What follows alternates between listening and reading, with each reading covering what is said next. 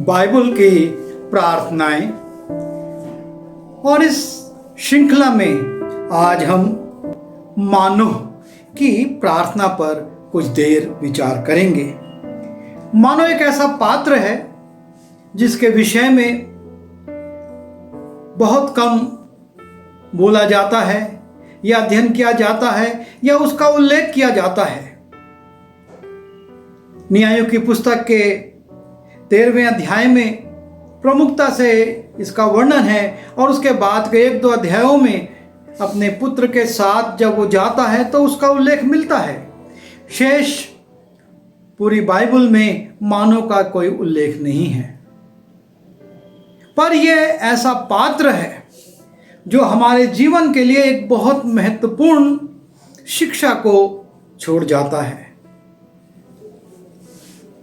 Bible में बहुत सारी प्रार्थनाएं हैं, बहुत सारे विषयों पर प्रार्थनाएं हैं, पर मानोह ने जिस विषय के लिए परमेश्वर से प्रार्थना की वो अपने आप में अनूठा है। और मैं तो ये कहूँगा कि हर एक नव दंपत्ति के लिए और माता पिता के लिए ये प्रार्थना बहुत आवश्यक है। हम माता पिता अपने बच्चों को परमेश्वर का वरदान मानते हैं, यह सच्चाई है। और हम भजन संहिता 127 के 3 पद में देखते हैं, वहां लिखा है, देखो लड़के यहोवा के दिए हुए भाग हैं, गर्भ का फल उसकी ओर से प्रतिफल है। और हम सब इस बात पर विश्वास करते हैं कि जो संतान है वो परमेश्वर का एक बहुत बड़ा दान है। परमेश्वर ने हमको बहुत बड़ा दान दिया है, क्योंकि संसार के कितने धनाढ्य लोग हैं, कितने ऊंचे ऊंचे पदधारी लोग हैं और बहुत पैसा खर्च करते हैं, अच्छे अच्छे डॉक्टरों से मिलते हैं, उसके बावजूद वो संतान प्राप्त नहीं कर पाते, क्योंकि संतान की प्राप्ति केवल परमेश्वर के अनुग्रह से होती है। और हम अपने बच्चों का अर्पण भी करते हैं इसी बात से कि यीशु मसीह ने जब इस संसार में थे बच्चों पर हाथ रखा और उनको आशीष दी और कहा था, बालकों को मेरे पास आने दो, उन्हें मना ना करो, क्योंकि परमेश्वर का राज्य ऐसो ही का है। और ये सब जानने के बावजूद हम जब इस मानोह की प्रार्थना को पढ़ते हैं तो हमारा मन आनंद से भर जाता है। लिखा है, तब मानोह ने यहोवा से ये विनती की कि हे प्रभु, विनती सुन। परमेश्वर का वो जन जिसे तूने भेजा था फिर हमारे पास आए और हमें सिखलाए कि जो बालक उत्पन्न होने वाला है उससे हम क्या क्या करें।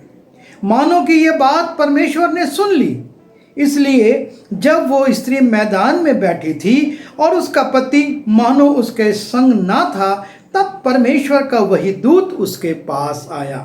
मानो परमेश्वर से प्रार्थना करता है कि जो बालक उत्पन्न होने वाला है, क्योंकि जब हम वचन में पढ़ते हैं इसी न्यायों की पुस्तक उसके 13वें अध्याय में उसके 2 पद में, दानियों के कुल का सोरावासी मानोह नाम एक पुरुष था जिसकी पत्नी के बांझ होने के कारण कोई पुत्र ना था। यह स्त्री के विषय में कहा जाता कि यह बांझ थी। और जब इस स्त्री से परमेश्वर का दूत मिलता है तो वो उससे कहता है, तू गर्भवती होगी, तेरे एक बेटा उत्पन्न होगा और उसके सिर पर छुरा ना फिरे, क्योंकि वो जन्म ही से परमेश्वर का नाज़ीर रहेगा और इस्राएलियों को पलिश्तियों के हाथ से छुड़ाने में वही हाथ लगाएगा। परमेश्वर का दूत इस स्त्री को एक सुसंदेश देता है कि तू गर्भवती होगी और जो पुत्र होने वाला है वो पैदाइशी नाज़ीर है और इस्राएलियों को पलिश्तियों के हाथ से वही छुड़ाएगा। और ये स्त्री अपने पति से बात करती है, उसको बताती है, मुझको ये संदेश मिला है और तब उसका पति परमेश्वर से प्रार्थना करता है कि जो बालक उत्पन्न होने वाला है, हे परमेश्वर हमको बता कि हम उससे क्या क्या करें। हम संसार में अपनी संतानों के लिए डॉक्टरों से सलाह लेते हैं। डॉक्टर बताते हैं कि इसी समय पर इसको इंजेक्शन लगेंगे, वैक्सीनेशन होगा और टीकाकरण करवाने के लिए आ जाना, इसको ये खिलाना, जब इतने महीने का होगा तो ये खिलाना, और इस प्रकार से पालन पोषण कैसे करना है उसका पूरा चार्ट अस्पताल की ओर से दे दिया जाता है। घर में जो बुजुर्ग महिलाएं होती हैं वो भी स्त्री को समझाती हैं कि बच्चे का पालन पोषण किया कैसे जाए। और बहुत सारी आजकल पुस्तकें उपलब्ध हैं जिनमें कि इसका उल्लेख रहता है कि बच्चे का पालन पोषण कैसे करें, और उसके लिए लोग पैसा खर्च करते हैं, कंसल्टेंट के पास जाते हैं, लेकिन परमेश्वर के पास नहीं जाते कि परमेश्वर जो संतान आशीष के रूप में तुझसे हमें मिल रही है, तू बता कि इसका पालन पोषण हम कैसे करें। पर मानव प्रार्थना करता है कि उससे हम क्या क्या करें, कैसे करें, ये हमको उस पुरुष को भेज कि वो हमको बताए। और तब हम पढ़ते हैं कि मानव की ये बात परमेश्वर ने सुन ली। जब मानव ये प्रार्थना करता है परमेश्वर हमको बता, तो परमेश्वर उसकी बात को सुन लेता है, और जब परमेश्वर सुनता है तो उसका प्रत्युत्तर भी देता है, क्योंकि हमारी प्रार्थनाएं परमेश्वर के सामने व्यर्थ नहीं जाती। और मानव परमेश्वर से प्रार्थना करता है और लिखा है मानो कि ये बात परमेश्वर ने सुन ली है, और इसलिए जब वो स्त्री मैदान में बैठी थी और उसका पति मानो उसके संग न था, तब परमेश्वर का वही दूत उसके पास आया। तब स्त्री ने झट दौड़कर अपने पति को यह समाचार दिया कि जो पुरुष उस दिन मेरे पास आया था उसी ने मुझे दर्शन दिया है। ये सुनते ही मानो उठकर अपनी पत्नी के पीछे चला और उस पुरुष के पास आकर पूछता है, क्या तू वही पुरुष है जिसने इस स्त्री से बातें की थी? और तब वो दूत कहता है, उसने कहा, हाँ मैं वही हूं। मानव ने उससे कहा, जब तेरे वचन पूरे हो जाएं तो उस बालक का कैसा ढंग और उसका क्या क्या काम होगा। मानो परमेश्वर से निवेदन करता है कि हमको बता कि उसका पालन पोषण कैसे करें। और तब जब ये दूत आता है उससे कहता है, जब तेरा वचन पूरा हो जाए, अर्थात जब वो बच्चा जन्म ले ले, तब बता उसका कैसा ढंग होगा, किस तरीके से हम उसको पालन करें और उसका क्या काम होगा, उसको क्या काम करने हैं, ताकि हम माता पिता उसको उसी मार्ग की शिक्षा दें, उसी रीति से उसका पालन पोषण करें। और ये दूसरी महत्वपूर्ण बात है, ना सिर्फ वो पालन पोषण के लिए पूछता है, लेकिन वो ये भी पूछता है कि उसका क्या काम होगा, ताकि उसी के रीति से वो उसका पालन पोषण करे। हम माता पिता आज संसार में अपनी इच्छा अपने बच्चों पर थोपते हैं। तुमको ये बनना है, मेरा बच्चा ये बनेगा, इस प्रकार की शिक्षा लेगा, इन पदों पर जाएगा। हम ये नहीं सोचते कि हम परमेश्वर से पूछें और उसके अनुसार करें। जब हम परमेश्वर से पूछेंगे, परमेश्वर बता ये संतान जो तूने दी है उसका क्या काम होगा, तो परमेश्वर प्रकट करेगा, और उसके अनुसार जब उसका पालन पोषण होगा तो वो बालक बड़ा होकर उस क्षेत्र में सफल होगा। मानो पूछता है, जब तेरा वचन पूरा हो जाए, जब वो बालक उत्पन्न हो जाए तो उसका कैसा ढंग होगा और उसका क्या काम होगा।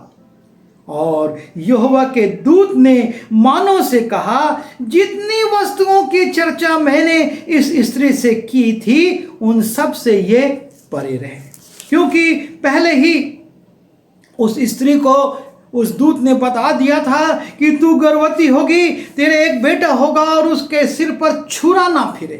पहली बात कि वो छुरा ना फेरना, क्योंकि वो पैदाइशी नाज़ीर होगा परमेश्वर का, और इस्राएलियों को पलिश्तियों के हाथ से छुड़ाने में वही हाथ लगाएगा।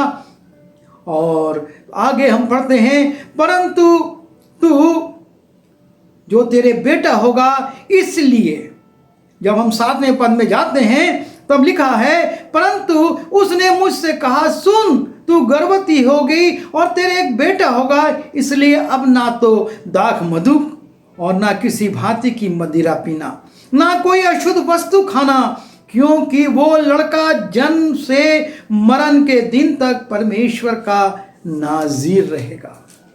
और परमेश्वर ने उसके काम को भी बता दिया और लिखा है, ये कोई वस्तु जो दाख लता से उत्पन्न होती है ना खाए, और ना दाख मधु व किसी भांति की मदिरा पिए, ना कोई अशुद्ध वस्तु खाए। अर्थात बालक के लिए नहीं, उसके जन्म के पूर्व उसकी माँ के लिए भी परमेश्वर सावधानी बताता है कि परमेश्वर चाहता है कि वो माँ भी पूरी पवित्रता में रहे, गलत वस्तुओं को सेवन ना करे, अशुद्ध वस्तु ना खाए। जो जो आज्ञा मैंने इसको दी थी उसको ये माने, वो स्वर्गदूत कहता है। और ये स्त्री और मानो परमेश्वर के दूत की आज्ञा को मानते हैं, और वो स्त्री जो मदिरा की चीज़ें हैं उनको नहीं खाती और पवित्रता में रहती है। हमारा परमेश्वर ये चाहता है कि हम पवित्र बने, और वो पवित्रता जो कि बचपन से पैदाइशी हमारे अंदर हो। इसलिए उसने कहा, कोई अशुद्ध वस्तु ये स्त्री ना खाए, ये पवित्र रहे और शुद्धता की चीज़ों को, शुद्ध चीज़ों को खाए। मानो कि ये छोटी सी प्रार्थना हमारे जीवन के लिए और हर एक उनके लिए जो माता पिता हैं बहुत ज़रूरी है। हम यदि अशुद्ध हैं तो हमारी संतान कैसे शुद्ध होगी? यदि हम गलत चीज़ों का सेवन कर रहे हैं तो संतान कैसे सेवन नहीं करेगी? और यदि हम उसके जन्म से लेकर ये नहीं जानते कि इसको क्या बनना है तो हम उसका मार्गदर्शन कैसे करेंगे? परमेश्वर ने हर एक के लिए कुछ ना कुछ नियुक्त किया है। वो कोई भी काम निरुद्देश्य नहीं करता, और उसने अपना उद्देश्य प्रकट कर दिया था कि ये जन्म से नाज़ीर होगा और इस्राएलियों को पलिश्तियों के हाथ से छुड़ाएगा। परमेश्वर की एक योजना थी उसके लिए, और परमेश्वर की योजना हमारे बच्चों के लिए भी है, हमारी संतानों के लिए भी है। लेकिन ना हम जानते हैं और ना अपने बच्चों का हम मार्गदर्शन कर पाते हैं, क्योंकि हमको मालूम ही नहीं है। और इसलिए ज़रूरी है कि हम मानो कि इस छोटी सी प्रार्थना को अपने जीवन में लागू करें, परमेश्वर से प्रार्थना करें, तू बता। परमेश्वर डॉक्टर बताएंगे, बुजुर्ग बताएंगे, समाज के लोग बताएंगे, अच्छे अच्छे लेखक बताएंगे, लेकिन परमेश्वर मैं चाहता हूँ कि तू बता कि इसका पालन पोषण हम कैसे करें, इसके क्या काम होंगे, ताकि हम उसमें उसका मार्गदर्शन कर सकें और इसको पवित्रता के जीवन में हम आगे बढ़ाएं। इसके लिए हम भी पवित्र बने। प्रभु हमारी सहायता करे ताकि हम वही जीवन जिएं जो कि हम चाहते हैं हमारी संतानें जिएं।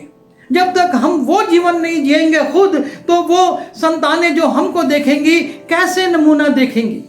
और इसलिए बहुत ज़रूरी है कि हम मानव के समान प्रार्थना करें और हमेशा अपने बच्चों को पवित्रता में आगे बढ़ाएं और उनके सामने एक नमूना रखें। प्रभु हमारी सहायता करें। आइए प्रार्थना करें। प्रभु जी, हम मानव की प्रार्थना के लिए धन्यवाद देते हैं। उसने जो बातें कही प्रभु जी, निश्चय हमारे लिए और हमारे परिवार के लिए ज़रूरी हैं। हमको भी ऐसी बुद्धि दीजिए ताकि हम आने वाली पीढ़ी को वो मार्गदर्शन दे सकें, उसका पालन पोषण वैसे ही कर सकें, उसको शिक्षा दीक्षा वैसे ही दे सकें, और वो संतान बड़ी होकर आपकी योजना को, जैसे आपने मानो की संतान को इस्राएल के छुटकारे के लिए रखा था, हमारी संतानों को जैसा आप चाहते हैं, जिनके छुटकारे के लिए इस्तेमाल करना चाहते हैं, वो कर सकें।